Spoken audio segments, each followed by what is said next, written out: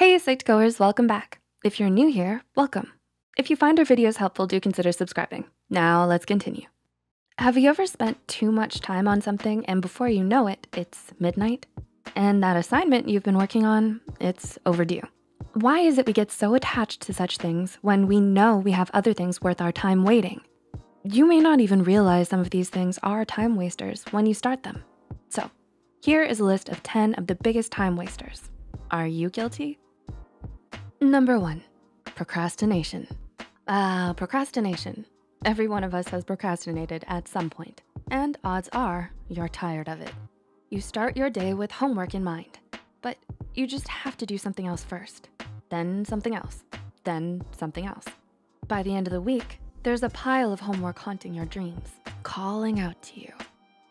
Instead of postponing the hardest task of your day, get it over with early. Just think of the relief that will keep you going throughout the day once it's done. You'll save energy not worrying about it for hours, and you'll be happier knowing it's completed. Number 2, too much social media. Are you guilty of this? Social media is everywhere, and it takes up a lot of our time these days. You may find yourself often scrolling your phone aimlessly like a zombie. Then you realize, am I even enjoying myself? I don't even like cooking. Why am I watching 1-minute cooking videos? When did I follow them? Well, social media can be very time consuming. The average person spends about 118 minutes on social media per day. That's a lot of hours per week. When you think back, can you even remember what it was on there that grabbed your attention? Odds are it wasn't that important, if you can remember at all. Best to set a timer for how long you want to be on social media per day. Or if you know you've had enough, store your phone away for the evening so you know you won't be tempted to look at those cat videos your friend posts. Number 3, always saying yes. You don't always have time to do every favor your friends ask of you. So why do you keep saying yes to every favor your friends ask of you? Sometimes it can feel hard to say no when you enjoy making others happy, but it's time to focus on yourself a bit more, or a lot more. Give yourself the time and respect you deserve by knowing your limits and knowing when to say no. Your friend won't hate you for declining a favor this time. And if they do, that's not a good friend, my friend. Not a good friend. Number 4, perfectionism. There's no such thing as perfect. So that art project you've been working on for 24 hours straight, it's time to stop. It's just a butterfly and it's for your geometry class, for some reason.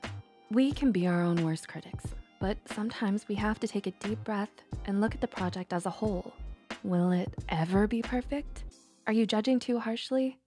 Take a step back and accept that great is enough and that there is no perfect. Number 5, worrying. Stress and worry can find a way into our lives when we least expect it. Although we may be doing another task or appearing to have fun, worry can take the back seat in our minds and weigh there like a rock. Take a moment and go through what's worrying you in your mind. Don't try to suppress all of your troubles and instead embrace them and accept them for the time being. Things will get better with due time. So there's no point wasting more time by worrying about all that could happen. Number 6, multitasking. As much as we'd like to think we can multitask, odds are we can't. Thing is, neurological science has shown the human brain can't actually perform 2 tasks that require high-level brain function at once. Meaning that butterfly project you've been focusing on while writing your English essay, impossible to do at once. Also impossible because you don't have 4 hands. Number 7, repeating your mistakes. If you know that you have a hard time completing an essay if you don't first outline it, outline it. If you know you need extra help with your math homework after school with a tutor, ask the tutor. If you know you get sick when you have 8 slices of pizza, stick to the 1 or 2. Okay, 3, but that's it. We sometimes repeat our mistakes for the silliest of reasons. Maybe we don't want to try out a new solution and fear it will fail. Maybe we don't have the time to experiment to see if it will work. But if we keep repeating our mistakes, we won't have as much room to grow and learn from them. Number 8, checking your phone. Oh, the cat videos. You can't help but check your phone to see if your friend posted a new one. I mean, you have that 12-page essay to complete and a decapitated papier-mâché butterfly in the corner, but who cares, right? Well, just checking your phone usually doesn't end up to be just checking. First, it's checking the cat video, then another cat video, then a cartoon cat video, an episode of Tom and Jerry later, and you've realized your butterfly project is still headless, and all that's written of your essay is the word the. Too much SpongeBob and cat videos. Just don't check your phone. Number 9, indecisiveness. Sometimes indecisiveness can ruin the little pleasures in our life. In a 1995 study, Sheena Iyengar, a professor of business at Columbia University and author of The Art of Choosing, raised the hypothesis that people might find more and more choice to actually be debilitating. Iyengar and her research assistants set up a booth with samples of jam. Every few hours, they'd switch from offering a sample selection of 24 jams to only 6 jams. 30% of customers who stopped at the small selection of jams decided to buy one, while only 3% of those who stopped at the booth containing 24 jams decided to buy one. What does this mean? Sometimes it's easier to make a choice when there are fewer options, and you simply don't overthink things. So if you're indecisive with the little things, try not to overthink every option and just go with what your gut tells you. And number 10, fear. Fear can stop us from doing a lot of things. Can you think of a time when fear held you back from doing something you truly love? Or taking a risk that could have resulted in something great?